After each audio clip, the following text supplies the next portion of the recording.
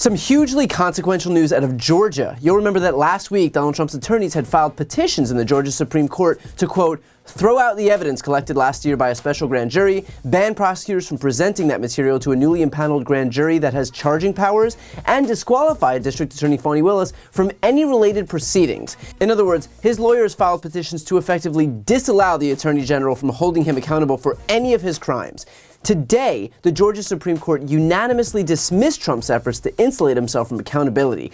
Now, the excuse that Trump's attorneys had given for this unbelievable move is that allowing the investigation to continue would lead to a, quote, violation of his fundamental constitutional rights while he seeks the party's nomination for the presidency of the United States. In other words, Trump team doesn't think that he should be subject to the same laws as everyone else because he's a candidate for office. Now, first of all, I hope that you enjoy the irony and hypocrisy in someone using the office of the presidency, whose job is literally to enforce and execute the laws, as a predicate to not be subject to any laws.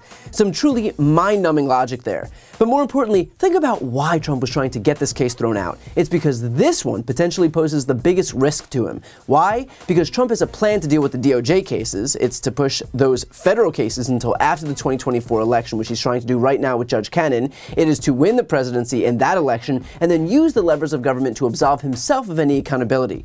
Maybe he'll pardon himself, maybe he'll appoint a corrupt attorney general who would remove the DOJ from its own case against him, maybe he'll invoke the 25th Amendment and get his vice president to pardon him. The point is that there are levers at his disposal that he can and will use if he becomes president to help himself. And as unlikely as that is, it doesn't change the fact that the guy is banking on it and banking hard.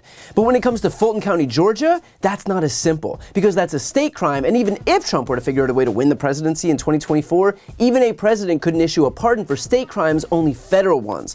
And so his only option here was to try to get the Georgia Supreme Court to decide, by fiat, that Fani Willis should be prevented from continuing her prosecution. And here's why this decision today is doubly beneficial. First, obviously, because they unanimously rejected his request, but second, if Trump is indicted in Fulton County, and if he gets convicted in Fulton County, then he'll have the opportunity to appeal, of course. And the highest court he could appeal to is the same Georgia Supreme Court that just unanimously rejected his extrajudicial effort. And look, that's not to say that the Supreme Court judges in Georgia are a bunch of far-left liberals, because they're not. In fact, every single judge was appointed by a Republican, but at the very least, they all agreed not to humor Trump's anti-democratic efforts once, and so at least there's the possibility that they can do it again if he were to try to overturn a conviction. And it's a sad commentary on today's judicial system that we have to hope that a judge will defer to the law over their fealty to a politician, but that's what you get when a cult of personality has infected an entire political party from top to bottom. And by the way, this is an issue that we went into detail on in my legal series with former federal prosecutor Glenn Kirshner. Is there any legal basis for Trump's team to try to get the Supreme Court of Georgia, that's who they petitioned, to prevent her from indicting and prosecuting Trump? There is zero legal basis. I mean, this really is jaw-dropping.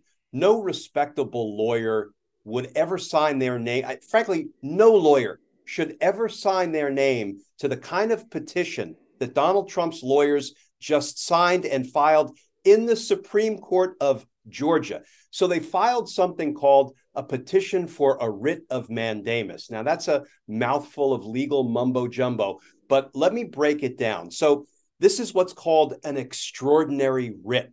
We call it an extraordinary writ because it is very rarely filed, and it's almost never granted once it is filed.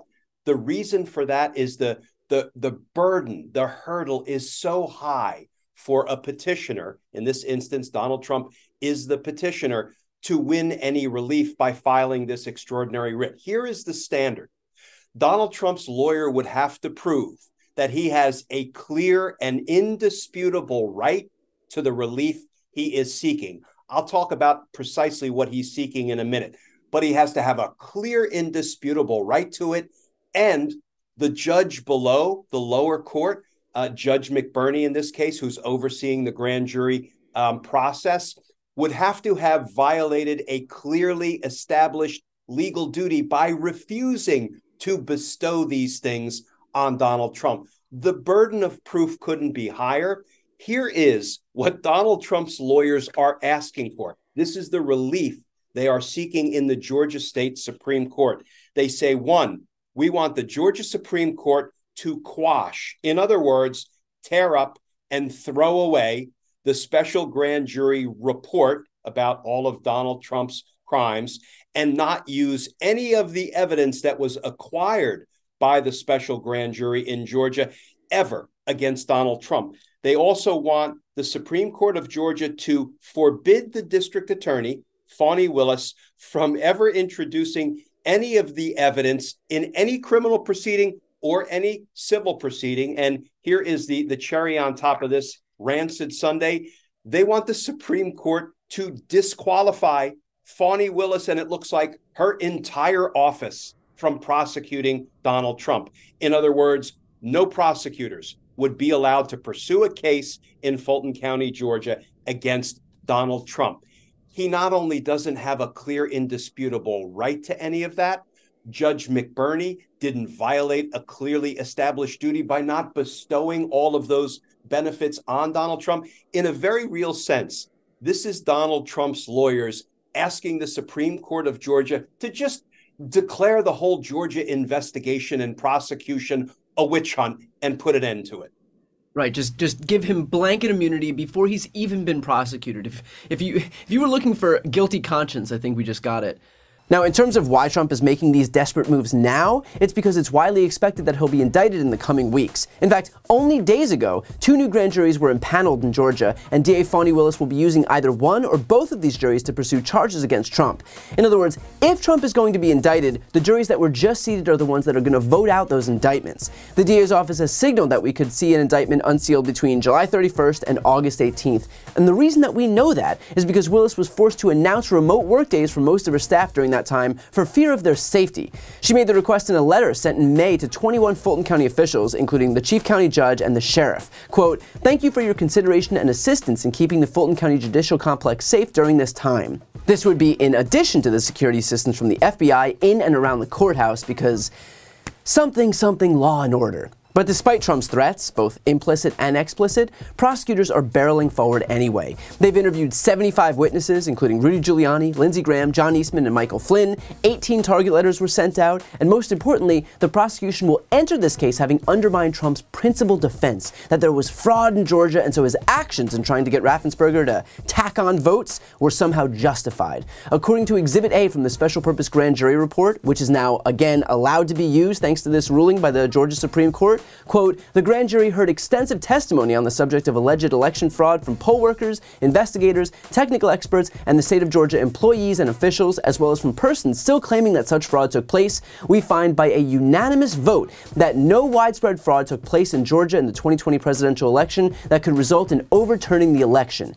Meaning Trump will start this case off with the core tenet of his defense already having been debunked. He won't be able to whine about how all of his actions were justified because of fraud, because the jury will be operating under the notion that there was no fraud proven. Trump's about to learn a big difference between the court of public opinion and the court of law. The same lies that worked out here ain't gonna work in there.